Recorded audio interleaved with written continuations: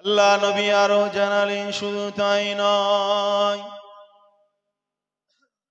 আল্লাহ নবী জানালেন, বাবা সাহাবীরা শুনে রাখো, কিয়ামতের ময়দানে মাশারে যখন তোমার হিসাব নেওয়ার পরে যখন তুমি জাহান্নামী বলে ঘোষিত হয়ে যাবে, যখন তোমাকে জাহান্নামা দিকে নিয়ে চলে যাওয়া হবে, সেই সময় ওই সূরা মুলক আল্লাহর সঙ্গে তর্ক করতে লাগবে, লড়াই করতে লাগবে। জোরে বলুন সুবহানাল্লাহ। এ নওজওয়ানেরা, এ নবী পাকের প্রেমিকেরা, সূরা মুলক আল্লাহকে বলতে লাগবে, ও রব্বি আল্লাহ পাক, আমি সূরা মুলক আমার সঙ্গে এই মানুষটা বন্ধু করেছিল, পৃথিবীর জমিনে যতদিন ছিল প্রতিদিন রাতে আমার তেলাওয়াত করতো। আল্লাহ, যতক্ষণ না আপনার এই বান্দাকে আপনি জান্নাতবাসী না করবেন, আমি আপনার সঙ্গে ওই বান্দার হয়ে লড়ে যাব। জোরে বলুন সুবহানাল্লাহ। এই যুবকেরা, তরুণেরা, বাপেরা, ওই সূরা মুলকের লড়াইটা আমার আল্লাহ কবুল করে নেবে, ওই সূরা মুলকের আবাদতটা আমার আল্লাহ পাক কবুল করে নেবে। আমার আল্লাহ সেই সময় বলবে, যা যা যা, তোর সাথীকে তুই জান্নাতে পাঠিয়ে দে। আরো জোরে বলুন সুবহানাল্লাহ। সূরা মুলক তেলাওয়াতের অনেক ফজিলত রয়েছে। আমার বাপেরা, কোরআন শরীফ তেলাওয়াত করবে বেশি বেশি করে। পৃথিবীতে যত বেশি বেশি কোরআন শরীফ তেলাওয়াত করবে, অনেক কিতাবে হাদিসে এসেছে, মুখস্থ করবে, কিয়ামতের ময়দানে পড়তে থাকবে, আর জান্নাতের লেভেল, জান্নাতের মাকাম আরো উঁচু হতে থাকবে। আবার হাদিসে এসেছে যে যে মানুষ দুনিয়ায় যত বেশি কোরআন শরীফ তেলাওয়াত করবে, জান্নাতে তার মাকাম তার তত বেশি উচ্চ হবে। জোরে বলুন না সুবহানাল্লাহ। কিন্তু দুঃখের বিষয়, আমাদের ঘরের বেশিরভাগ মুসলমানেরা কোরআন শরীফ তেলাওয়াত করতে জানে না। ঠিক না বেঠিক? একটু কোরআন শরীফ তেলাওয়াত করবে। আমাদের ঘরে কোরআন শরীফ তেলাওয়াত করবে না, মসজিদে গিয়ে ফতোয়া মারার জন্য ফার্স্ট আছে। যদি কোনো বাচ্চা কাচ্চা যদি একটু চিল্লামিল্লি করে, কিছু কিছু মুসল্লি এমন ভাবে রাগ দেখায়, রোকে না, যেন ও যেন বড়, যেন সুফি সানলাইট হয়ে গিয়েছে। বুঝে আসছে? ছোটখাটোরা ওরা মক্তবে যায়, ওরা মসজিদে যায়, চিল্লামিল্লি করতেই পারে। শরিয়াতের কোনো এরকম কোনো ফতোয়া নেই যে একজন ছেলে বাচ্চা মসজিদে গিয়ে চিল্লামিল্লি করবে আর ওই আওয়াজ কারোর কানে পৌঁছালে তার নামাজ নষ্ট হয়ে যাবে। এটা শরিয়াতের এরকম কোনো ফতোয়া নেই। বুঝে আসছে কথা? মসজিদে চিল্লামিল্লি করবে, তোমার নামাজ তুমি পড়বে। ওই যেই ছেলেগুলো মসজিদে চিল্লামিল্লি করে, তার সম্পর্ক মসজিদের সঙ্গে হয়। ঠিক না বেটি? আস্তে আস্তে নামাজ চেনে, রোজা চেনে, তারপর আস্তে আস্তে মক্তবে পড়তে পড়তে কোরআন শরীফ চেনে। আর যারা বেশি ফতোয়া আমার বেশিরভাগই দেখা যায়, তারা ওরকম ছোটবেলায় মসজিদে আসেনি বলে তারা এখনো কানা হয়ে বসে রয়েছে, কোরআন শরীফ তারা পড়তে যায়। হ্যাঁ, ছোটবেলায় তো তারা যায় না। ও যদি ছোটবেলায় যেত আর ওরম করতো না, বুঝলেন? সেই জন্য নিজের সন্তানদেরকে কোরআন শিখাবে আর নিজেরাও কোরআন শিখবে। বুঝলেন? কোরআন শরীফ তেলাওয়াতে অনেক মধু রয়েছে, বুঝলেন? আর যারা আমরা কোরআন শরীফ পড়তে জানি, কোরআন শরীফ তেলাওয়াত করার সময় শুধু খতম করার উদ্দেশ্যে তেলাওয়াত করলে হবে না। তেলাওয়াত করার সময় প্রতিটা অক্ষরে অক্ষরে আমাদেরকে একটু খেয়াল রাখতে হবে যে আল্লাহ বলেছে যে জান্নাত, আল্লাহ বলেছে যে জান্নাত আল্লাহ বানিয়েছে, জান্নাতের নিয়ামত আল্লাহ দেবে এমন। এই জান্নাত শব্দটা এসে, ওই জান্নাতটা নিয়ে একটু শুন ভাবলে, এই যে জাহান্নাম কথাটা এসছে, জাহান্নামের কথাটা একটু শুনি ভাবলে, বুঝে আসছে? কোন দোজকের আযাবের কথা এসছে, সেটা নিয়ে একটু ভাবলে, কোন নিয়ামতের কথা এসেছে, সেটা নিয়ে একটু ভাবলে কত সুন্দর হবে। তো কোরআন শরীফ যদি আমরা মন থেকে পড়ি, মন দিয়ে যদি শুনি, কোরআন শরীফ আমাদের শুনতে ভালো লাগবে। তো এই সূরা মুলকের মধ্যে আল্লাহ পাক কি রেখেছে, যে এই সূরা মুলকের এত বরকত, কি শোনার দরকার আছে না? না, আল্লাহ পাক সূরা মুলক শুরু করছেন, তাবারাকাল্লাযী বিয়াদিহিল মুলকু ওয়া হুয়া আলা কুল্লি শাইইন কাদির। জোরে বলুন আল্লাহু আকবার। একটু জোরে হবেন আল্লাহু আকবার। আল্লাহ পাক কোরআন শরীফের মধ্যে বললেন, তাবারাকাল্লাযী বিয়াদিহিল মুলকু, বরকতময় মহাপবিত্র আল্লাহ পাক, আল্লাযী বিয়াদিহিল মুলকু, জিনার হাতে গোটা রাজত্ব রয়েছে। জোরে বলুন সুবহানাল্লাহ। ওয়া হুয়া আলা কুল্লি শাইইন কাদির, এবং সমস্ত কিছুর পরে আমার আল্লাহ পাকের ক্ষমতা। এই নওজোয়ান তরুণীরা, আল্লাহর কোরআন যখন পড়বে অর্থগুলো একটু বোঝার চেষ্টা করবে। কেন বোঝার চেষ্টা করবে? যদি অর্থগুলো যদি বুঝে পড়ার চেষ্টা করো তাহলে কোরআনের স্বাদ হবে 1 নম্বর। দ্বিতীয় নম্বর হলো আপনার ঈমানটা বৃদ্ধি পাবে। জোরে বলুন সুবহানাল্লাহ। যদি আপনি কোরআনটা বুঝে পড়েন আপনার ঈমানটা বৃদ্ধি পাবে, আপনার ঈমানের আকার, আপনার ঈমানের মানে গুরুত্ব, আপনার ঈমানের মর্যাদা আরো বৃদ্ধি পেয়ে যাবে। এই যুবকেরা, তরুণেরা, আমার আল্লাহ পাক বললেন বিয়াতিহিল মুলক, সমস্ত রাজত্ব আমার আল্লাহ পাকের কুদরতি হাতে।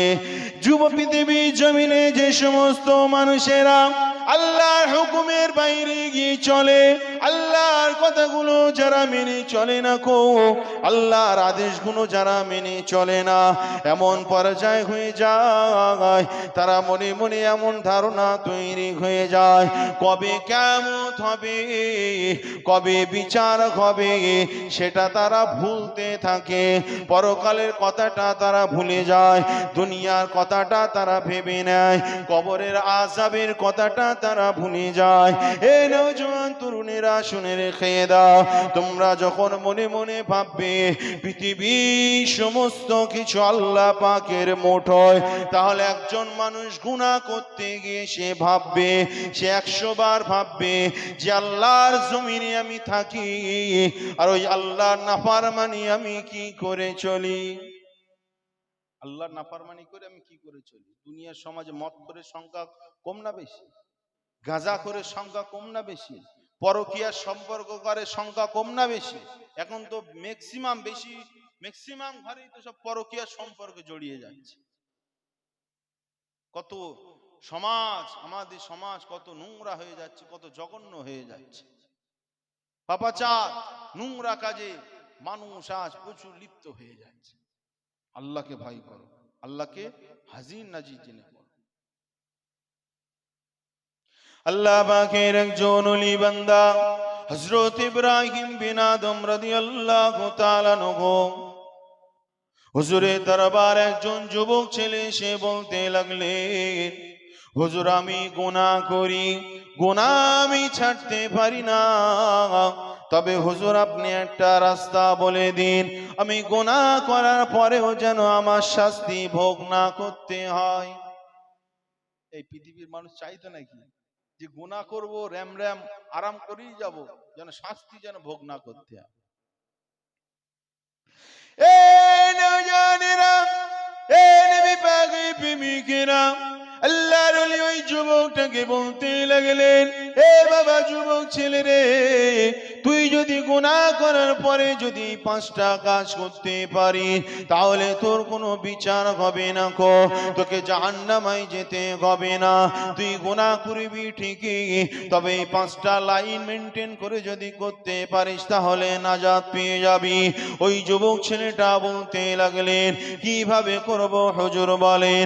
সেই সময় আল্লাহ পাক বলতে লাগলেন, আল্লাহর ওই ওলি বান্দা বলতে লাগলেন, এ বাবা যুবক ছেলে, তুমি গুনাহ করবে করো, তবে আল্লাহর রাজত্বর বাইরে গিয়ে গুনাহটা করো। যদি তুমি আল্লাহর রাজত্বর বাইরে গিয়ে যদি গুনাহটা করো, আল্লাহ তোমায় পাকড়াও করবে না, আল্লাহ পাক তোমাকে ধরবে না, কেন ওটা আল্লাহর রাজত্বর বাইরেতে। সেই সময় ওই যুবকটা বলতে লাগলো, না হুজুর, এটা কি করে সম্ভব হতে পারে, এটা কি করে সম্ভব? কারণ আল্লাহ পাক তিনি তো 7 তবক আসমান বানিয়েছেন, আল্লাহ তিনি তো 7 তবক জমিন বানিয়েছেন, সমস্ত মিলকিয়াত তো আল্লাহ পাকের হাতে, কি করে ওর বাইরে আমি চলতে পারি? সেই সময় যুবকটা বলতে লাগলো, হুজুর আপনি দ্বিতীয় লাইনটা একবার বলে দিন। এই নওজোয়ান তরুণেরা, আল্লাহর ওলি বলতে লাগলেন, এ বাবা যুবক ছেলে, তুমি যদি গুনাহ যদি তুমি করো, তবে আল্লাহ দেওয়া রিজিক তুমি ভক্ষণ করো না কো, আল্লাহ দেওয়া রিজিক তুমি খেও না কো। যদি আল্লাহ দেওয়া রিজিক যদি তুমি খাও, তাহলে তোমাকে তো জবাব তো দিতেই হবে। তুমি যদি তোমার বাপের খাও আর তোমার বাপের পকেটে যদি টাকা চুরি করো, জবাব তো তোমার বাপ তো নেবে। তুমি স্বামীর ঘর করছো আর তুমি যদি পরকিয়া করো, তোমার স্বামী তো তোমার কাছ থেকে জবাব নেবে, তোমাকে জবাব দিই তো করতেই হবে। এই যুবকেরা তরুণেরা, তুমি যদি আল্লাহ রিজিক যদি না খাও, আল্লাহ তোমায় বিচার নেবে না কো, আল্লাহ পাক তোমায় ছেড়ে দেবে। সেই সময় যুবকটা বলতে লাগলো, ও আল্লাহ পাকের ওলি, এটা কি করে সম্ভব হুজুর, এটা তো অসম্ভব, কি করে সম্ভব? এই যুবকেরা আল্লাহ পাকের ওলি বলতে লাগলেন, তাহলে 3 নম্বরটা একবার টেরাই করো, করতে পারো কিনা? সেই সময় ওই যুবকটাকে বলতে লাগলেন, এ বাবা যুবক ছেলে, তুমি যদি গুনাহ যদি করতে মন চায়, তবে এমন একটা জায়গায় গিয়ে করো সেখানে আল্লাহ পাক না দেখেন, এমন একটা জায়গায় গিয়ে করো আল্লাহ তোমাকে দেখতে পাবে না। তুমি যদি বাঁশবাগানের মধ্যে গিয়ে গুনাহ করো, তাহলে আল্লাহ তোমাকে দেখতে পাবে। তুমি যদি এমন করে চার দেওয়ালের বিছখানে গুনাহ করো, তাহলেও তো আল্লাহ তোমাকে দেখতে পাবে। তুমি যদি লোহার সন্দুকের ভিতরে গুনাহ করো, তাহলেও তো আল্লাহ তোমাকে দেখতে পাবে। পৃথিবীর জমিনে যেমন ভাবে গুনাহ করো না কেন, আল্লাহ তো তোমাকে দেখতে পাবে। পৃথিবীর জমিনে আপনি যদি রাতে শুয়ে শুয়ে আপনি যদি ভিডিও কলে কথা বলেন, সেটাও তো আল্লাহ পাক দেখতে পাবে। এই যুবকেরা তরুণেরা শুনে রেখে দাও, আল্লাহ পাকের নজর থেকে কোনো জিনিস বাইরে নয়। ইন্নাল্লাহা সামিউম বাসীর, আল্লাহ সব কিছু দেখেন, আল্লাহ সব কিছু শোনেন, সমস্ত খবর আমার আল্লাহ পাক জানেন। একজন মানুষ যতই বলুক আমি গুনাহ করব, কেউ দেখতে পাই না, কিন্তু যুবক একটা কথা মাথায় রেখে দিও, তুমি যে গুনাহটা করছো ওটা আমার আল্লাহ পাক ওটা দেখছে। দেখে কি দেখে না? রাত বাড়িতে কেউ নেই, রাতের অন্ধকারে স্ত্রীকে হদ্দমারা মারছো, কি গো আল্লাহ জানে না?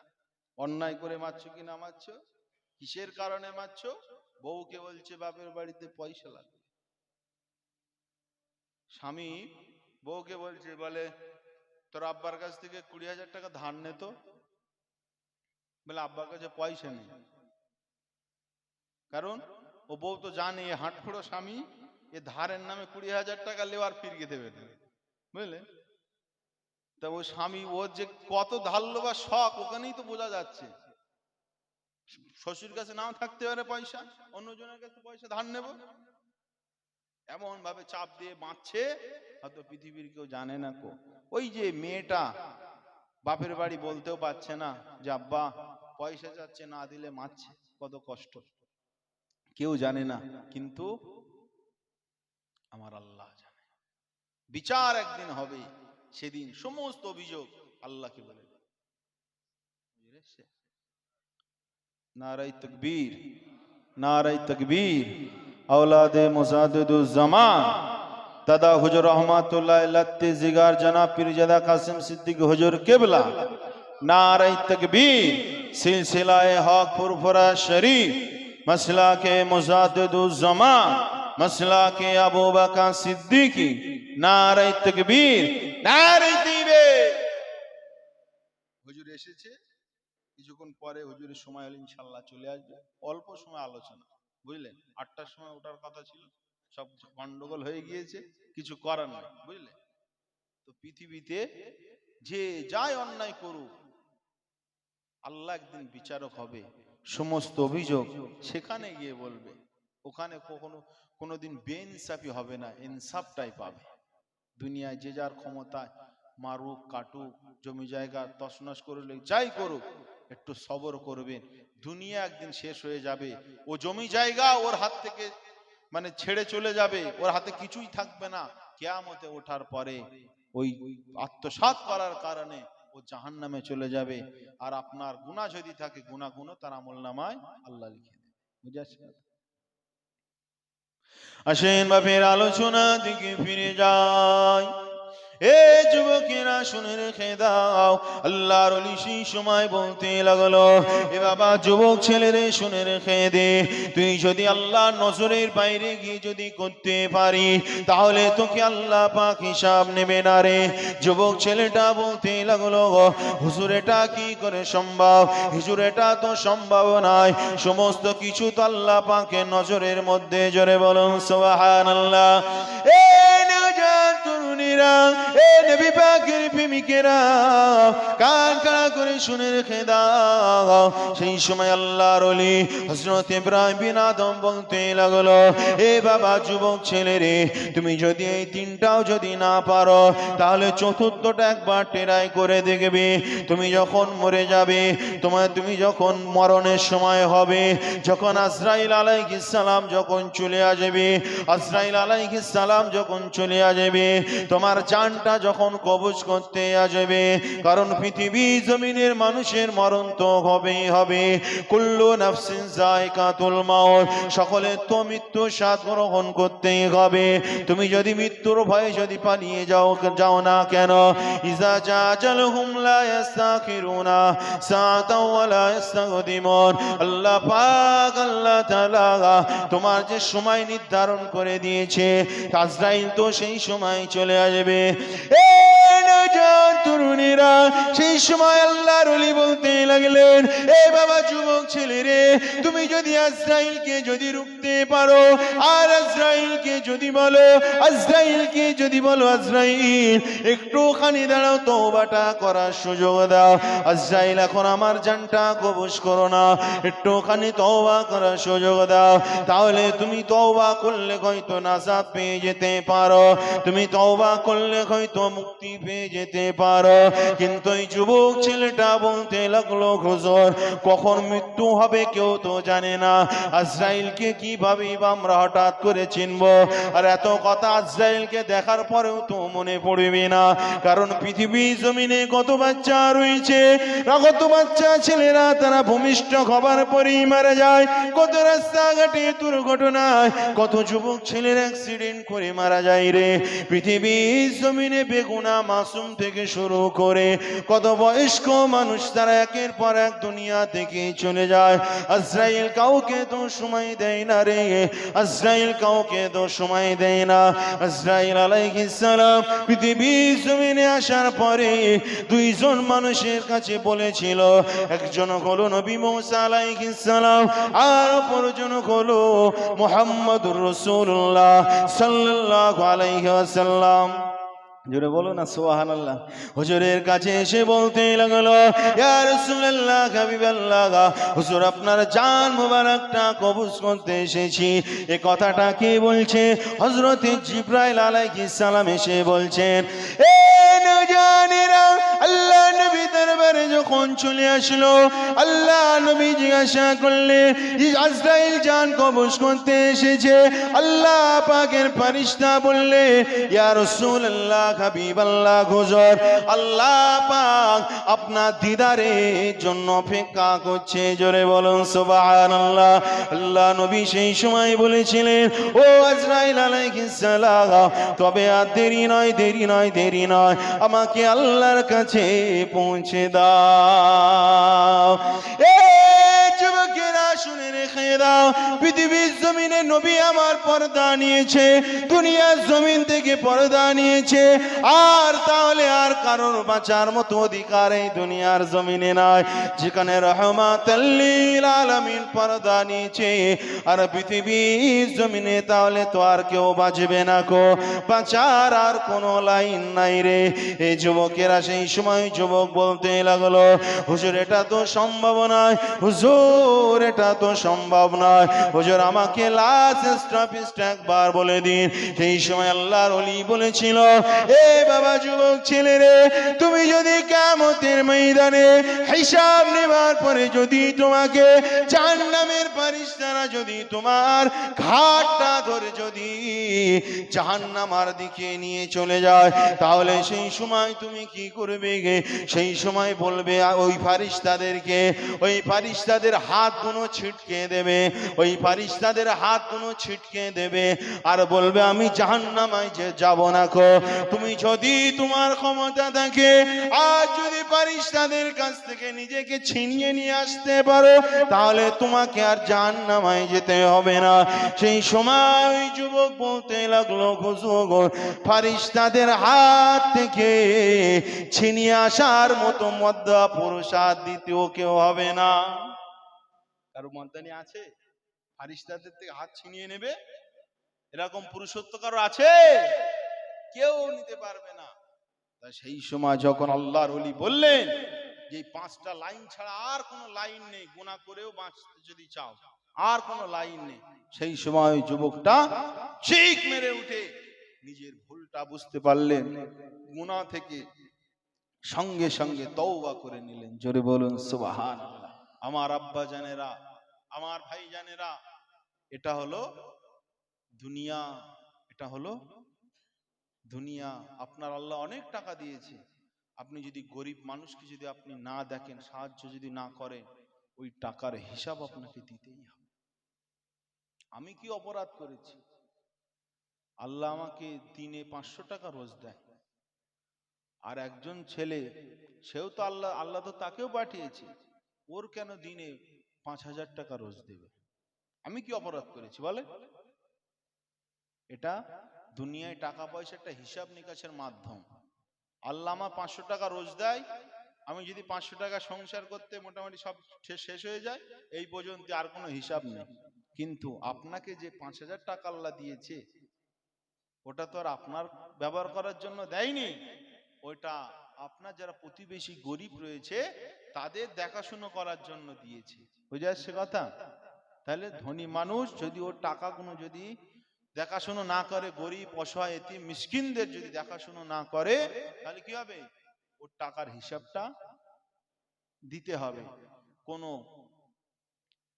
গরিব ফ্যামিলি মেয়ের যদি বিয়ে ডেট হয়ে যায়, আর যদি টাকা পয়সার জন্য যদি ওই ফ্যামিলির কোন মানে ওই মেয়ের মা বলেন বাপ বলেন, ও চোখ দিয়ে যদি পানি পড়ে, পানি গড়িয়ে যায়, তাহলে যারা টাকাওয়ালা মানুষ কিয়ামতে তাদেরকে হিসাব দিতে হবে। তারা যদি সাহায্য করত তাহলে এই দুঃখের দিন তাদের আর আসতো। ঠিক না বেটি? তোমায় টাকা দিয়েছে, তুমি তো তেমন বড় বাহাদুরি না, কারণ তুমি যখন দুনিয়াতে এসেছিলে ছোট্ট হয়ে এসেছিলে, আর আমি কি দুনিয়াতে এসেছি অনেক পাপ কাজ করে এসেছি যে আল্লাহ আমার 500 টাকা রোজ দিয়েছে? বুঝে আসছে কথা? গরিব কাউকে বানিয়েছে, কাউকে ধনী বানিয়েছে। গরিব মানুষরা যাদের কাছে টাকা থাকে, বেশিরভাগ তারা টাকার হিসাব করতে গিয়ে তারা ভুল করে ফেলে। সেই জন্য ধনী মানুষরা বেশিরভাগ সব সময় লাস্টে জান্নাতে যাবে। বুঝে আসছে কথা? হিসাব দিতে দিতে। আর গরিব মানুষরা ফার্স্ট ক্লাস, ফার্স্টে জান্নাতে চলে যাবে। জোরে বলুন সুবহানাল্লাহ। মুসলমান ঘরে ছেলে মেয়েরা, নওজোয়ান তরুণীরা, এ নবী পাকের প্রেমিকেরা, আলোচনাটা শুনে রেখে দাও রে। এটা হলো দুদিনের দুনিয়া। এই দুনিয়ায় মানুষ চিরস্থায়ী বাঁচবে না রে, এই দুনিয়ায় মানুষ চিরস্থায়ী বাঁচবে না। কুল্লু মান আলাইহা ফান ওয়া ইয়াবকা ওয়াজহু রাব্বিকা যুল জালালি ওয়াল ইকরাম। এই দুনিয়া একদিন শেষ হয়ে যাবে, এই দুনিয়া একদিন ফানা হয়ে যাবে। আমার আল্লাহ পাকের রাজত্ব থাকবে। আমার আল্লাহ পাক সেদিন কিয়ামতের দিনে থেকে আমার আল্লাহ পাক বিচারের আসনে বসবেন। শুনে রেখে দাও, আল্লাহ পাক দুনিয়াতে হায়াত মউত সৃষ্টি করেছে। কে ভালো আমল করে আর কে খারাপ আমল করে। আল্লাযী খালাকাল মাউতা ওয়াল হায়াতা লিয়াবলুয়াকুম আইয়ুকুম আহসানু আমালা। সূরা মুলকে আল্লাহ পাক জানিয়ে দিলেন, আমি আল্লাহ ক্ষমা মউত এবং হায়াতকে আমি আল্লাহ পাক বানিয়েছি লিয়াবলুয়াকুম আইয়ুকুম আহসানু আমালা। তোমাদের ভিতরে কর্মে, ভালো কর্মে কে বেশি আগে সেটা আমি আল্লাহ যাচাই করার জন্য। এই নওজোয়ানেরা, দুনিয়ার জমিনে আমার অনেক টাকা হবে, দুনিয়ার জমিনে আমার অনেক পয়সা হবে, এটা প্রতিযোগিতা করার জন্য আল্লাহ পাঠাইনে। আমি অনেক জমি জায়গা কিনব, এটা প্রতিযোগিতা করার জন্য আল্লাহ পাঠাইনে। আমার আল্লাহ দুনিয়ায় পাঠিয়েছে আমলের জন্য। আরে হায়াত মউত আল্লাহ দিয়েছে, কে মানুষটা কত আমলের দিকে আগে, এই জন্যই আল্লাহ হায়াত মউত দিয়েছে। কারণ পৃথিবীর জমিনে যারা আসে তারা ন্যাংট হয়ে উলঙ্গ হয়ে পৃথিবীর জমিনে আসে, আর যখন বিদায় নেয়, আর যখন চলে যাবার সময় হয়, ওই মানুষটার গায়ে 3 টুকরা সাদা কাফন পরিয়ে দেওয়া হয়। আরো যদি মহিলা হয় 5 টুকরা সাদা কাফনের কাপড় পরিয়ে দেওয়া হয়। আর ওর সঙ্গে যে খাটিয়াটা নিয়ে যাওয়া হয়, ওই খাটিয়াটা এনে আবার সুন্দর করে মুছে আবার মসজিদে রেখে দেয়। আর ওই যে পাটাটাই শোবানো হয়, ওই পাটাটা আবার পুকুরের ভেতরে ফেলে অনেক দিন সেটা চুবিয়ে রাখে। ঠিক না বেটি? এটা হলো দুনিয়া। দুনিয়া দুনিয়া দুনিয়ার কোনো মূল্য নাই রে। লক্ষ কোটি টাকার মালিক হবার পরে ওই টাকা আপনার কোনো উপকারে আসবে না। এ যুবক শুনে রেখে দাও, পৃথিবীর জমিনে একজন শ্রেষ্ঠ বাদশাহ জুলকারনাইন, আপনারা নাম শুনেছেন তো? শুনেছেন তো নাকি? বাদশাহ জুলকারনাইন পৃথিবীর জমিনে শ্রেষ্ঠ বাদশাহ। নবী সুলাইমান আলাইহিস সালামের আগের বাদশাহ। গোটা পৃথিবীটা রাজত্ব করেছিল, গোটা পৃথিবীটা শাসন করেছিল।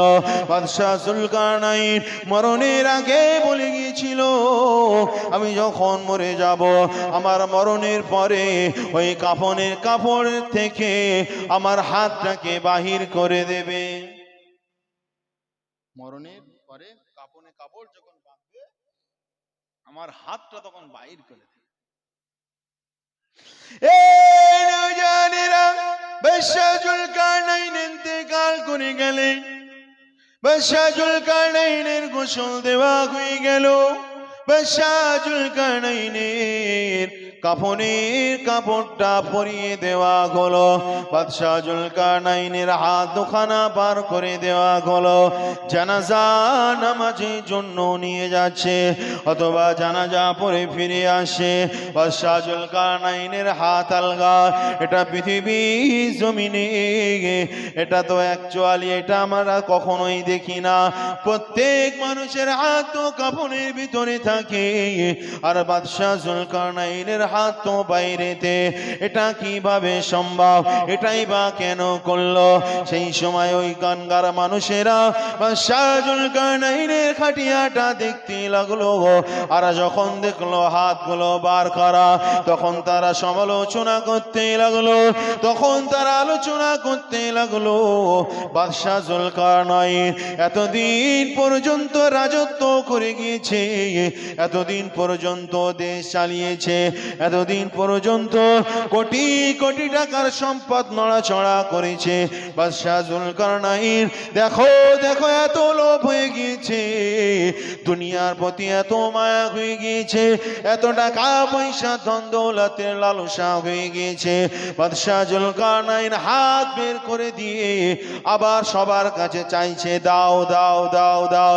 বাদশাহ মরে যাবার পরেও বাদশাহ দুনিয়ার মায়া বাদশার অন্তর থেকে যায়নি। বাদশাহ এখনো চাইছে রে যুবক। এই নওজওয়ানেরা, এই নবী পাকের প্রেমিকেরা শুনে রেখে দাও, বাদশাহ জুলকারনাইনের ভক্তরা, রাজ দরবারের মানুষেরা সারা বাদশাহ জুলকারনাইনের কথা শুনেছিল। তারা বলতে লাগলো, না রে বাদশাহ পয়সা চাই না রে, বাদশাহ জমি জায়গা চাই না রে, বাদশাহ ধন দৌলত চাই না রে। বাদশাহ আমাদেরকে বোঝাতে চেয়েছে, দেখ রে আমি পৃথিবীর জমিনে, আমি গোটা পৃথিবীর বাদশাহ হওয়ার পরে, আমি এত ধন দৌলতের মালিক হওয়ার পরে, এত টাকা পয়সা জমি জায়গার মালিক হওয়ার পরে, আমার আয়ত্তে কোটি কোটি টাকা, কোটি কোটি ডলার আমার কাছে ছিল, আমার আয়ত্তে স্বর্ণ মুদ্রা ঘিরে মুক্ত মানার কোনো অভাব ছিল না রে। এই দুনিয়ার মানুষেরা দেখরে দেয় আমি এত বড় বাদশাহ, গোটা পৃথিবীর বাদশাহ হবার পরেও, মরণের পরে মরে যাবার পরেও আমি বাদশাহ, আমার দুই হাতটা ফাঁকা দেখে রে। বাদশাহ জুলকারনাইন বোঝাতে চেয়েছেন, এই পৃথিবীর মানুষেরা শুনে রেখে দে, তোরা নামাজটা ছেড়ে দিচ্ছে, 2 টাকার জন্য নামাজ ছেড়ে দিচ্ছে, 2 টাকার জন্য রোজা ছেড়ে দিচ্ছে, 2 টাকার জন্য হারাম হালাল বাসিস না, রাতারাতি কোটিপতি হওয়ার জন্য তোরা লটারি কাটছি, জোয়া খেলছি। পৃথিবীর জমিনে যত প্রকার অপরাধ রয়েছে সমস্ত অপরাধের মধ্যে তোরা লিপ্ত হয়ে যাচ্ছি। 2 টাকা বেশি হয়ে যাবার পরে সিনেমা হলে তোরা চলে যাচ্ছি, 2 টাকা বেশি হবার পরে তোরা কোথায় দিঘায় চলে যাচ্ছিস ফুর্তি করার জন্য, 2 টাকা হবার পরে তোরা প্রেম ভালোবাসায় পয়সা কোনো উড়িয়ে দিচ্ছে, প্রেমিকাকে খুশি করার জন্য হাজার হাজার টাকা ব্যয় করে দিচ্ছিস রে। একজন নারীকে পাবার জন্য হাজার হাজার টাকার মোবাইল তার হাতে খরিদ করে দিচ্ছিস রে। এই যুবক, পৃথিবীটা এমন করে এত নোংরা হয়ে যাচ্ছে, পৃথিবীটা এত বাজে হয়ে যাচ্ছে। এ নওজওয়ানেরা, পৃথিবীর মানুষ, দুনিয়া নিয়ে মানুষ যতই চাক না কেন, দুনিয়া দুনিয়া দুনিয়া দুনিয়া মানুষ যতই করুক না কেন রে, বাদশাহ এমন করে বোঝাতে চাইছে তোদের খালি হাতে সেই কবরের ভিতরে তোদের যেতে হবে। এই যুবকেরা, তরুণেরা, সেই কবরের ভিতরে খালি হাতে যেতে হবে। আপনি যদি খুন করেন তাও আপনাকে কবরে যেতে হবে, আপনি যদি হারাম খান তাও আপনাকে কবরে যেতে হবে, আপনি যদি কাউকে মার্ডার করে তাও আপনাকে কবরে যেতে হবে, আপনি যদি আপনার বোনের সম্পদ যদি আত্মসাৎ করে তাও আপনাকে কবরে যেতে হবে। এই যুবকেরা, তরুণেরা, আপনি যদি আপনার স্ত্রীকে রাতের অন্ধকারে মারেন তারপরে আপনাকে কবরে যেতে হবে, আপনার স্ত্রীকে যদি গালিগালাজ করে, তার সঙ্গে যদি কুকুরের মতো আচরণ করে তারপরেও আপনাকে কবরে যেতে হবে, আপনার মুখ থেকে যদি মদের গন্ধ বাইরে হয় তারপরেও আপনাকে কবরে যেতে হবে। পৃথিবীর জমিনে ভালো কাজ করেন আর চাই খারাপ কাজ করেন না কেন, আপনি যাই করেন না কেন কবরের ভিতরে আপনাকে তো যেতেই হবে। এই যুবকেরা, তরুণেরা, কবরে তো আপনাকে যেতে হবে। কোন নেতার জন্য যদি আপনি কাউকে মার্ডার করে দিয়েছেন, এই যুবক, আপনার গুনার ভাগও নেবে না রে। ওয়ালা তাজিরু ওয়াজিরাতুন বিজরা উখরা, কেউ কারোর গুনার ভাগ নেবে না রে। কারোর বাড়ি যদি ইট পাটকেল ছোড়ো, কারোর মাথায় যদি ইট ছুঁড়ে তাকে যদি মারার চেষ্টা করো, যার কথা মতো মারছো, কেউ আপনার গুনার ভাগ নেবে না রে। আপনি যে অন্যায় কাজ করছেন আপনাকে সে গুনার ভাগটা আপনাকে পোহাতে হবে, সেটা আপনাকেই সইতে হবে রে। এই নওজোয়ান তরুণেরা, যত অন্যায় অবিচার আপনি করেন না কেন কবরে যাবার পরে আপনাকে শাস্তি দিতেই হবে। পৃথিবীর জমিনে গরিব মানুষ বলে আমি ইনসাফ পাইনি রে। আমি মুসলিম হবার পরে, মুসলমান হবার কারণে আমাকে জোর করে জয় শ্রীরাম বলিয়ে নিয়েছে, আমার দাড়ি মুঠোটা ধরেছে, আমাকে চড় চাবড় মেরেছে, আমি কিছুই বলতে পারিনি। এমন করে ওই সমস্ত ইউপি রাজ্যে বলেন আর বাংলার রাজ্যে বলেন, অনেক গরিব মেয়েদেরকে নিয়ে তাদেরকে রেপ করে দিয়ে তাদেরকে মেরে ফেলে দিচ্ছে রে। 2-4 দিন হরতাল হচ্ছে, তারপরে বিচার কোথায় যাচ্ছে আর কোনো ঠিক ঠিকানা নাই। এমন করে কত গরিবের মেয়েকে এমন করে চাকরি দেওয়ার নাম করে, কত বউকে চাকরি দেওয়ার নাম করে তার সঙ্গে শারীরিক সম্পর্ক করতে চাইছে, কত মেয়ের লাইফ নষ্ট করে দিচ্ছে, কত যুবতী মেয়ের লাইফ নষ্ট করে দিচ্ছে। চাকরি করার ক্ষেত্রে অনেক সময় মেয়েদের রূপকে দেখা হচ্ছে, তার যোগ্যতাকে দেখা হচ্ছে না। পৃথিবী জমিনে চাকরি দিতে গিয়ে অনেক ছেলের যোগ্যতা দেখা হচ্ছে না, তার ঘুষ কেমন দিচ্ছে সেটা দেখা হচ্ছে। পৃথিবীর জমিন বড় খারাপ হয়ে যাচ্ছে রে। এই যুবকেরা, তরুণেরা, আপনি যে আপনার সাথে যে অন্যায় কাজ হলো, আপনি যে কেস করতে যাবে গে, আর তেমন যদি আপনার পয়সা যদি আপনার না থাকে, আপনি কেসে জিততে পারবেন না। আর যার কাছে পয়সা রয়েছে সে পয়সা দিয়ে সে কেসে জিতে যাবে, এটাই তো দুনিয়ার বাস্তবতা। এই ঠিক না বেঠি? আমি ভুল বলছি নাকি? এটা দুনিয়ার বাস্তবতা। আপনার একটা মেয়ে হয়েছে, দেখতে একটু রং চাপা, সমাজ এত খারাপ হয়ে গিয়েছে, একটা ছেলে বিয়ে করবে আপনার মেয়ের, সে মনে মনে আশা রাখছে ও দেখতে তো রং চাপা, যদি ওর বিয়ে করি তাহলে অনেক টাকা কড়ি মাল কড়ি পাবো। ঠিক না বেঠি? বুঝে আসছে?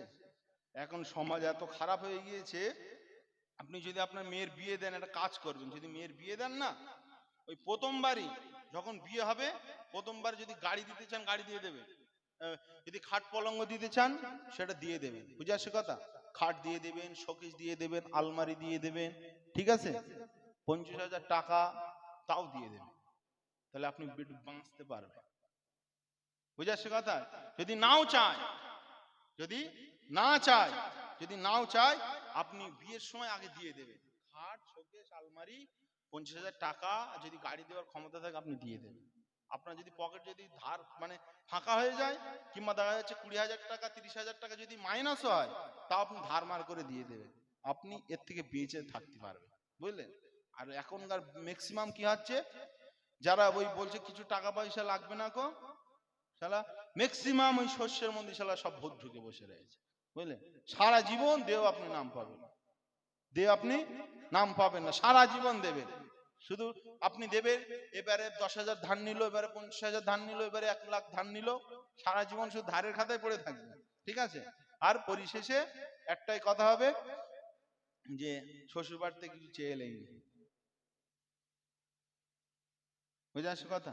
এটাই বাস্তব। কিন্তু যদি বাঁচতে চান, পয়সা ময়সা আগে সব দে, বাপ আমার কাছে এত কিছু ছিল দিয়ে দিছি, যা আমি খুশি করে দিয়ে দিচ্ছি। তারপরে এবার ওর পয়সা চাইতে গেলে ওটা 10 বার ভাববে। ঠিক না বেটি? সমাজ অনেক খারাপ হয়ে গেছে, আমাদের সমাজ অনেক নোংরা হয়ে গিয়েছে। বিশেষ করে এই যে মোবাইল উঠে না, মানুষের ইজ্জত আবরু আর কিছু নেই। বুঝলেন? ইজ্জত আবরু আর কিছু নেই। বুঝলেন? একটা মেয়ে একটা ছেলের সঙ্গে প্রেম করে, শিশি নাউজুবিল্লাহ, ভিডিও কলে নেকেট ছবি একে অপরকে দেখছে। বুঝলে? দুদিন পরে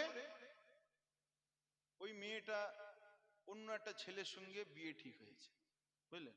ওই যার সঙ্গে প্রেম করতো ওই ছেলেটা কি করেছে, ওই যে ভিডিও কল করতো তো ওই সব স্ক্রিনশট মেরে রেখেছে। এবার দুদিন পরে যখন দেখছে ওর বিয়ে তো অন্য জায়গায় ঠিক হয়ে গেছে, ও তখন কি করছে, ফেসবুকের স্টোরিতে, হোয়াটসঅ্যাপের স্ট্যাটাসে ওইসব জিনিসগুলো আপলোড করছে। বুঝে আসছে কথা? ইজ্জত নেই রে বাবা। আর দুনিয়া আমাদের পরকিয়ার মধ্যে লিপ্ত হয়ে গিয়েছে। বুঝে আসছে কথা? পরকিয়া থেকে বাঁচার একটাই আমি মানে উপায় খুঁজে পাচ্ছি, তাছাড়া লাইন নেই। যারা বুড়ো বয়সে বিয়ে করে, মানে 30-35 বছর বয়সে যারা বিয়ে করে, খবরদার 20-22 বছরের মেয়ের বিয়ে করুন, রুখতে পারবে না। বুঝলে? যারা ভালো হয় আলহামদুলিল্লাহ ভালো, সবসময় বর্তমান সময় পরিস্থিতি অনুযায়ী সব সময় চেষ্টা করবেন যে সমবয়স্ক মেয়ের বিয়ে করা। বুঝে আসছে কথা? সমবয়স্ক মেয়ের বিয়ে করা, যদি 2-1 বছর হেরফের হয় ঠিক আছে, তার থেকে যেন কম না হয়। যদি আপনার থেকে যদি 1 বছর যদি মেয়েটা বড় হয় তাও কোনো অসুবিধা নেই। বুঝে আসছে কথা? আপনি যখন 35 বছর বয়সে, যখন 3 বছর ধরে আপনি যখন একটা মেয়ে খুঁজছেন বিয়ে করার জন্য, সাপোজ মেয়ে খুঁজে পাচ্ছেন, একটা ধরেন একটা বিয়েই হলো আপনার 34 বছর বয়সে, 35 বছর বয়সে বিয়ে হলো আপনার, কত বছর মেয়ের সঙ্গে, 20-22 বছরের মেয়ের সঙ্গে বিয়ে হলো, দেখা যাচ্ছে 40 বছর পরে পরে গিয়ে তোমার মধ্যে রোমান্টিক ভাব নেই। বুঝলে? তোমার স্ত্রী যদি এখন পরকিয়া করে, তোমার আর কিছু বলার ক্ষমতা নেই। 5 বছর ধরে মেয়ে দেখে দেখে একটা বিয়ে করলো, কি করো ছাড়ি। বুঝলে? একজনের স্ত্রী এরকম নোংরা কাজ করে, বুঝলে, তো স্বামীরে বলছে এই তুই ও ছেড়ে দে, এত নোংরা কাজ করে। বলে ও যদি চলে যায় অত সুন্দর বউ আর কোথায় পাবো, ও যদি চলে যায় অত সুন্দর বউ কোথায় পাবো। এটা পরিস্থিতির শিকার হচ্ছে আমরা। বুঝে আসছে কথা? সেই জন্য এগুলো একটু মেনটেন করে চলার চেষ্টা করবে। যারা বেশি বয়সে বিয়ে করছেন, বেশি বয়সের মেয়ে বিয়ে করবে। বুঝে আসছে কথা? আর যারা এক কথায় সামঞ্জস্য বয়সে বিয়ে করবেন, এটা খুব ভালোই হবে। আসেন বাপিরা, নওজোয়ান তরুণেরা, এ নবী পাকের প্রেমিকেরা, আমি আপনাকে কবরের কথা শোনাচ্ছিলাম। কবরের ভিতরে সবাইকে তো যেতে হবে। কবরের ভিতরে আপনার কেউ থাকবে না রে। কবরের ভিতরে কোনো নেতা থাকবে না। কবরের ভিতরে কোনো নেত্রী থাকবে না রে। কবরের ভিতরে আপনার আব্বা থাকবে না। কবরের ভিতরে আপনার মা থাকবে না। কবরের ভিতরে আপনার স্ত্রী থাকবে না রে। কবরের ভিতরে কেউ থাকবে না। কবরে একজন মানুষকে হাজির করা হবে, তিনি হলেন মুহাম্মাদুর রাসূলুল্লাহ। জোরে বলুন সুবহানাল্লাহ। এই নওজোয়ান তরুণীরা, পৃথিবীর জমিনে যদি নবীর সঙ্গে যদি সম্পর্ক করতে পারো, নবীর সুন্নাহ যদি মেনে চলতে পারো, নবীর প্রেম মোহাম্মত যদি সিনায় রেখে চলতে পারো, যুবক, কবরের ভিতরে তোমাকে প্রশ্ন করা হবে, আর তুমি মুহাম্মাদুর রাসূলুল্লাহকে যদি চিনতে পারো, তুমি জান্নাতি হয়ে যাবে, কেউ রুখতে পারবে না। জোরে বলুন সুবহানাল্লাহ। এই নওজোয়ান তরুণীরা, শুনে রেখে দাও, বুখারী শরীফের হাদিস, মুসলিম শরীফের হাদিস, হাদিসে সহিহাইন, দুটো হাদিসে সহিহাইন, সব থেকে বেশি গ্রহণযোগ্য হাদিস, সহিহ হাদিসের কিতাব দুটো হাদিস, বুখারী এবং মুসলিম। এই বুখারী এবং মুসলিম শরীফে একটা হাদিসকেই বারবার ঘোরানো হয়েছে, মাতা তাকুলু ফি হাজার রাজুল লি মুহাম্মাদিন, মাতা তাকুলু ফি হাজার রাজুল লি মুহাম্মাদিন। কবরের ভিতরে আল্লাহ নবীকে আনা হবে, আল্লাহ রসুলকে দেখিয়ে যে ফারিস্তারা বলতে লাগবে, ইনি হলেন মুহাম্মাদুর রাসূলুল্লাহ, ইনি হলেন মুহাম্মাদুর রাসূলুল্লাহ। পৃথিবীর জমিনে ইনার ব্যাপারে তোমরা কি বলতে, ইনার ব্যাপারে তোমরা কি আকীদা রাখতে, ইনার ব্যাপারে তোমরা কি আকীদা রাখতে, ইনি হলেন মুহাম্মদ সাল্লাল্লাহু আলাইহি ওয়াসাল্লাম। ফারিস্তা চিনিয়ে দেবে। বুঝে আসছে কথা?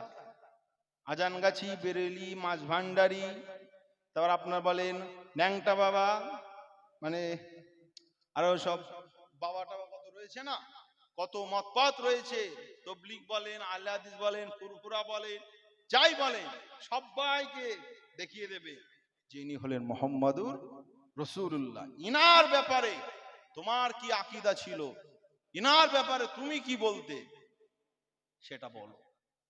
বুঝে আসছে? পৃথিবীর জমিনে যে মানুষেরা আল্লাহ নবীকে হায়াতে জিন্দেগিতে যে মানুষেরা আবার নবীকে বড় ভাই বলতো, কবরে যাবার পরে ওই মানুষ নবীকে দেখে বড় ভাই বলবে রে। পৃথিবীর জমিনে যারা বলতো মুহাম্মাদুর রাসূলুল্লাহ শাফাআত করতে পারবে না, মুহাম্মাদুর রাসূলুল্লাহ কিয়ামতের ময়দানে তিনি পেরেশানি হয়ে যাবেন, আমার নেকির পাল্লা ভারী হয় না, গুনার পাল্লা ভারী হয়। পৃথিবীর জমিনে যারা বলতো মুহাম্মাদুর রাসূলুল্লাহ শাফাআতকারী, ওদের যারা বিরোধী করত, আল্লাহ পাকের পরের স্থান মুহাম্মাদুর রাসূলুল্লাহ, এই কথা বলাই যারা বিরোধী করত, তারা আল্লাহ নবীকে চিনতে পারবে না। তারা কবরের ভিতরে আমার নবীকে দেখার সঙ্গে সঙ্গে তারা যে আকীদা রাখত, তারা যে ধারণা রাখত, তারা সেটা বলে দেবে। আর যারা আশিকে রাসূল হবে, নবীওয়ালা হবে, নবীর প্রেমিক যারা হবে, নবীর দেওয়ানা যারা হবে, যারা মন করা আহলে সুন্নাতুল জামাতের অনুসারী হবে, যারা রাসূলুল্লাহকে শাফিউল মুজনাবিন বলে মানত, যারা রাসূলুল্লাহকে রাহমাতুল লিল আলামিন বলে মানত, যারা রাসূলুল্লাহকে ইমামুল মালায়েকা, ইমামুল মুরসালিন বলে মানত, যারা রাসূলুল্লাহকে আশ-শাফি বলে মানত, শাফাআতকারী বলে মানত, যারা রাসূলুল্লাহকে সাইয়্যিদুনা নবিয়ুনা, আমাদের নেতা, আমাদের সরদার, আমাদের নাজাতের কান্ডারি মুহাম্মাদুর রাসূলুল্লাহ বলে যারা নবীকে মানত, আমার রাসূল আমাদেরকে শাফাআত করবেন, মুক্তি দিবেন, এইরকম ভাবে যারা আকীদা রাখতো, তারা আল্লাহ নবীকে দেখার সঙ্গে সঙ্গেই বলে দিবে সাইয়্যিদুনা নবিয়ুনা মুহাম্মাদুর রাসূলুল্লাহ সাল্লাল্লাহু আলাইহি ওয়াসাল্লাম। জোরে বলুন সুবহানাল্লাহ। এই নওজোয়ান তরুণেরা, শুনে রেখে দাও, আল্লাহ রসুলের যে রুতবা আল্লাহ পাক দিয়েছে, আমার নবী যে মাকাম আল্লাহ পাক দিয়েছে, পৃথিবীর মানুষেরা যতই বলুক না কেন, মুহাম্মদ আমাদের মতো মানুষ, মুহাম্মদ আমাদের মতো খায়, মুহাম্মাদের বিচার আমাদের মতো হবে। এই পৃথিবীর মানুষেরা যারা নবী পাকের ইজ্জত, নবী পাকের আলোচনাকে যারা যতই খাটো করতে চাক না কেন, আমার আল্লাহ কোরআনে বললেন ওরাফানা লাকা যিকরা, এই পৃথিবীর মানুষেরা আমার হাবিবের জিকিরকে, আমার হাবিবের আলোচনাকে আমি আল্লাহ সব থেকে আলা করেছি। জোরে বলুন সুবহানাল্লাহ। এই যুবকেরা, তরুণেরা, যারা নবীকে বাদ দিয়ে আল্লাহকে পেতে চাও, যারা নবীর মোহাব্বতকে বাদ দিয়ে আল্লাহকে পেতে চাও, যারা নবীর ইশকে বাদ দিয়ে আল্লাহকে পেতে যাও, কান খাড়া করে শুনে দেখো, নবীকে বাদ দিয়ে আল্লাহকে পাওয়া যাবে না রে, নবীকে বাদ দিয়ে আল্লাহকে পাওয়া যাবে না, আল্লাহ সন্তুষ্টি অর্জন করা যাবে না। নবীকে যদি খুশি করতে পারো, নবীর কথা মতো যদি মেনে চলতে পারো, আল্লাহ তোমার উপরে রাজি হয়ে যাবে। আর যদি নবীকে প্রেম না করতে পারো, তোমার সিনার ভিতরে যদি নবীকে যদি না রাখতে পারো যুবক, তাহলে আল্লাহকে তুমি পাবে না। কেন? হুব্বে রাসূল হলো ঈমান, যার অন্তরে নবীর প্রেম নাই, নবীর মোহাব্বত ভালোবাসা নাই, তার অন্তরে ঈমান নাই রে। আর যদিও বা থাকে ও কমজোর ঈমান, ওই ঈমান কবরে কাজে লাগবে না রে, ওই ঈমান কিয়ামতে কাজে লাগবে না রে। কারণ আমার আল্লাহ পাক আমার হাবিবকে এত ভালোবাসে রে, আমার হাবিবকে এত মোহাব্বত করে। এই যুবক শুনে রেখে দাও, আমার আল্লাহ পাক তিনি হলেন আল্লাহ। লা ইলাহা ইল্লাল্লাহ বলে আমার আল্লাহ পাক ক্ষান্ত গণ্যে। আল্লাহ পাক কলমকে বলেছিল লা ইলাহা ইল্লাল্লাহ, কলমকে লিখতে বলেছিল। কলম যখন লিখলো লা ইলাহা ইল্লাল্লাহ, কলম তারপরে আর কলম বন্ধ করে দিল। পরে কি লিখতে হয় কলম জানে না রে। আমার আল্লাহ সেই সময় বলেছিল এই কলম আমার পাশে আমার হাবিবের নাম মুহাম্মাদুর রাসূলুল্লাহ লিখে দে। আরো জোরে বলুন সুবহানাল্লাহ। এই নওজোয়ান তরুণেরা শুনে রেখে দাও, আমার আল্লাহ হাবিবকে বাদ দেয়নি, আরশের পায়ায় আমার আল্লাহর নাম আর ওই নামের সঙ্গে মুহাম্মাদুর রাসূলুল্লাহ নাম জুড়ে দিলেন। এই যুবকেরা, লা ইলাহা ইল্লাল্লাহর পরে কোনো দাগ আল্লাহ পাক দেয়নি, কোনো কমা আল্লাহ পাক দেয়নি রে।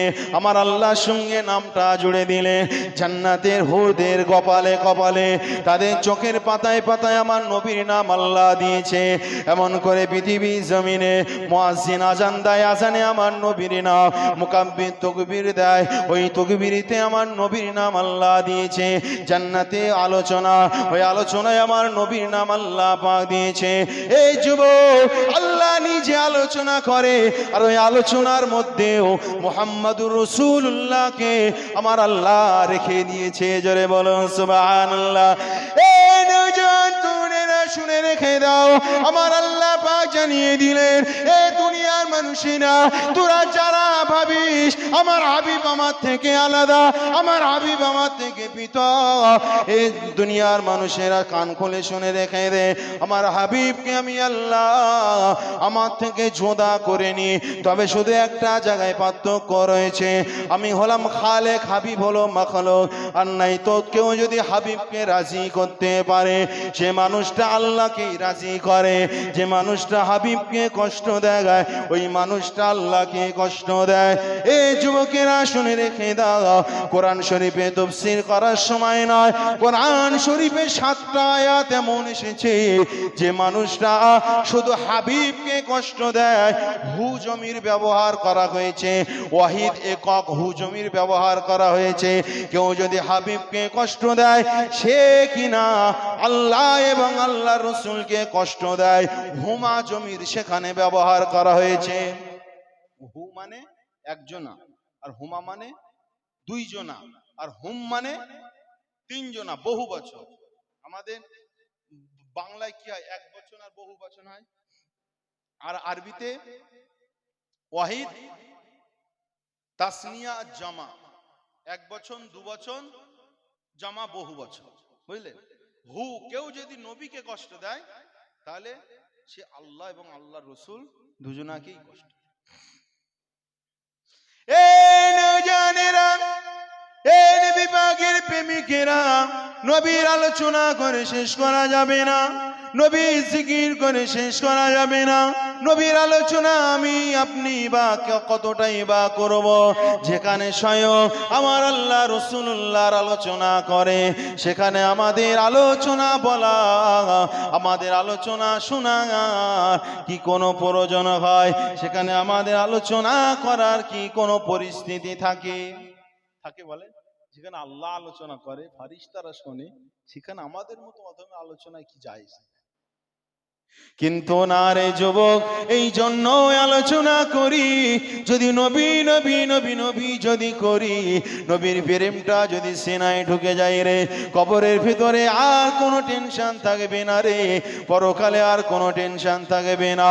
আপনি যদি নবীর কথা শুনে প্রেমে যদি আপনার মনটা খুশি হয়ে যায়, তাহলে আপনার যখন প্রেমে মনটা খুশি হয়ে যাবে, এ যুবক, দুনিয়ায় আপনি কিছু হাসিল করতে পারেন চাই না পারেন, সব থেকে বড় সম্পদ মুহাম্মদুর রাসূলুল্লাহকে আপনি হাসিল করে নিলেন, কিয়ামতের ময়দানে আপনার কোনো চিন্তা থাকবে না রে। আসেন বাবের আলোচনার দিকে আবার ঘুরে ফিরে চলে যায়। আমার আল্লাহ হাবিবকে এত মায়া করে, আমার হাবিবকে আল্লাহ পাক ছেড়ে দেয়নি। আমার আল্লাহ কোরআন শরীফের মধ্যে বললেন, মাতা কুমুর রাসূল ফাখুযুহু ওয়া মা নাহাকুম আনহু ফান্তাহু। এই নওজোয়ান তরুণেরা, এই নবী পাকের প্রেমিকেরা, এই আলোচনা, এই আয়াতটা অনেকেই ভাইজানকে ভালোবাসে, এত পরিমাণ এই ওয়াজটা শুনেছে, তাদের ঠোঁটস্থ হয়ে গিয়েছে আয়াতটা শুনেছে।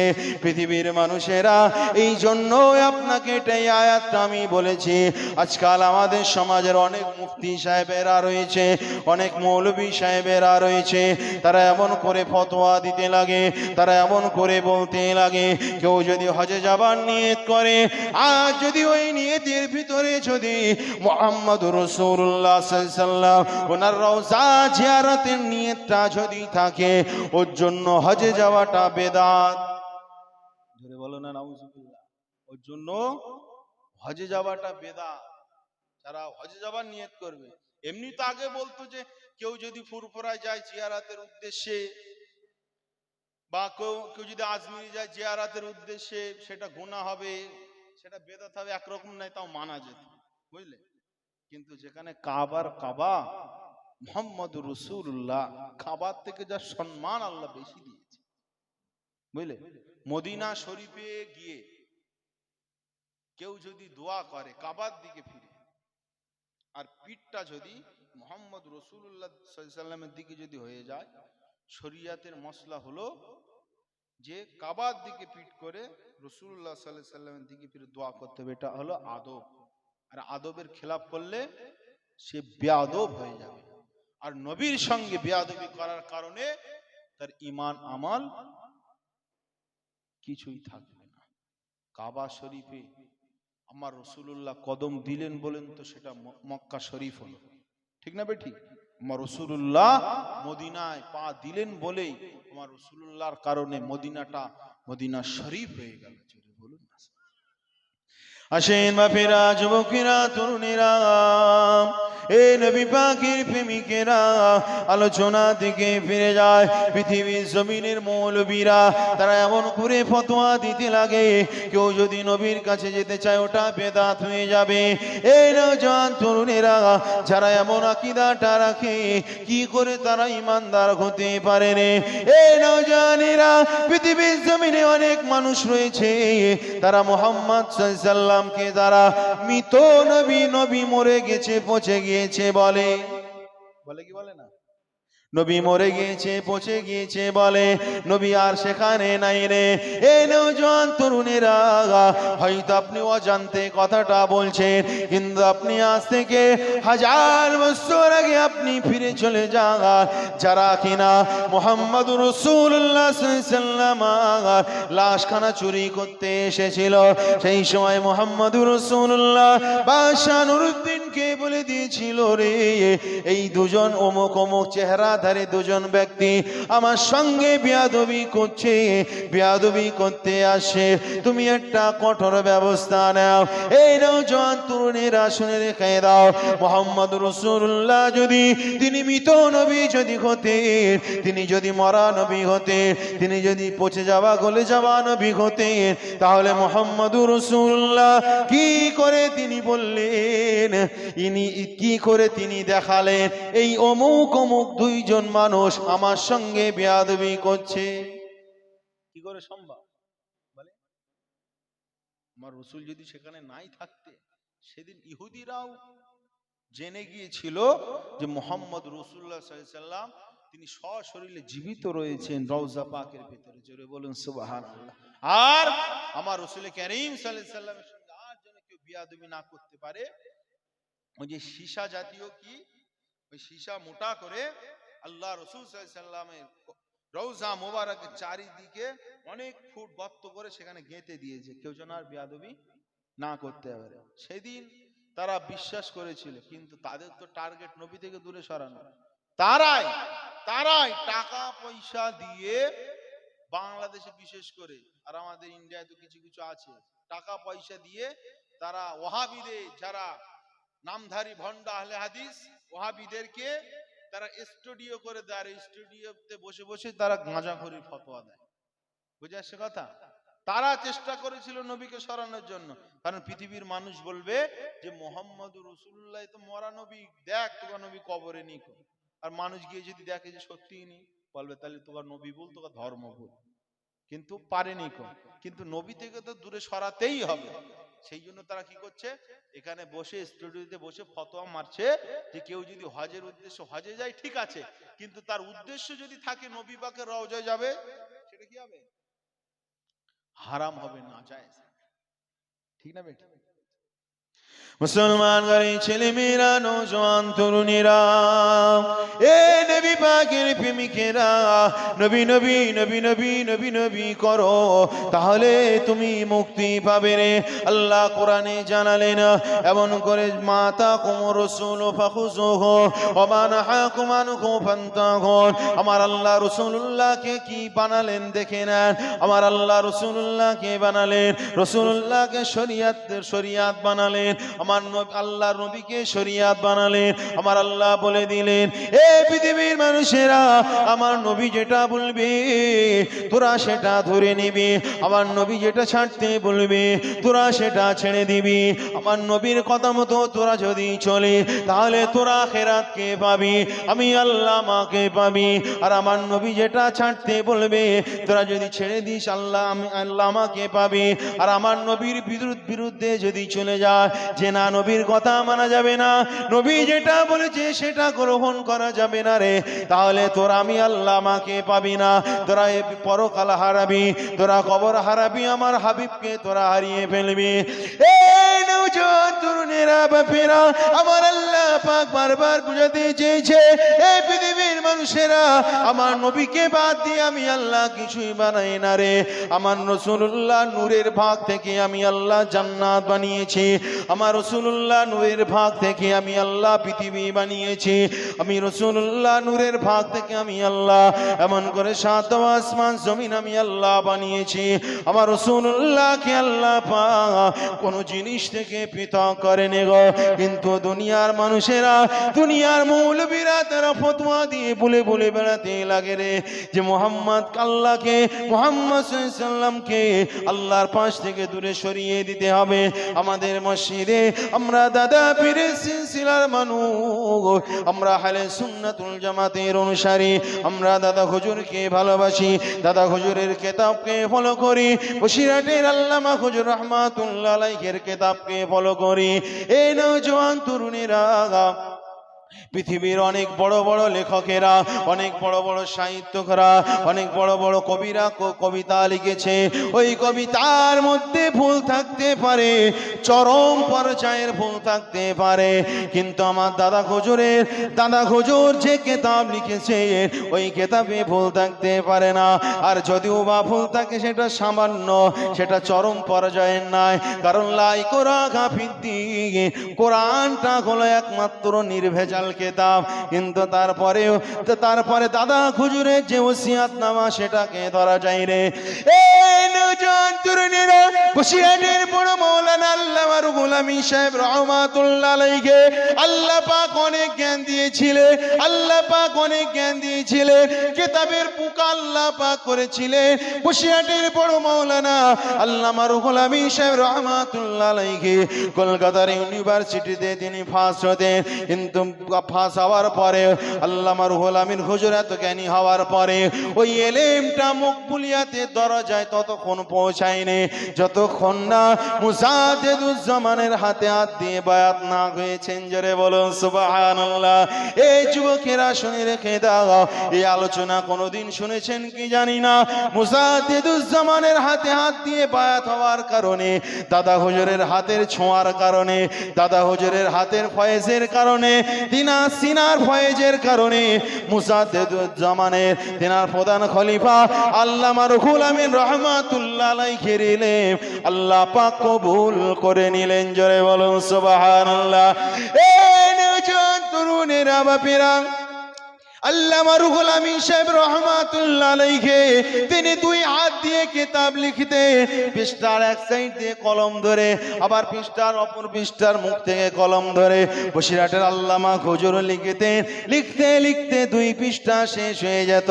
আলহামদুলিল্লাহ, যেখানে কলম শেষ হয়েছে এই পৃষ্ঠা শুরু থেকে সেটা মিলে গিয়েছে। জোরে বলুন সুবহানাল্লাহ।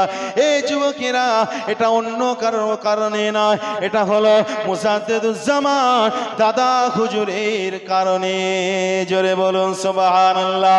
কারণ কি, দাদা হুজুর রহমাতুল্লাহ আলাইহি আল্লাহ পাক ইলমে লাদুন্নি দিয়েছিলেন, আর ওই ইলমে লাদুন্নি বসিরহাটের আল্লামা হুজুরের ফয়েজ লেগেছিল বলে ওই ইলম আল্লাহর দরবারে কবুল হয়েছে। জোরে বলুন জোরে বলুন না সুবহানাল্লাহ। নারে তাকবীর, নারে তাকবীর। আওলাদে মুজাদ্দিদ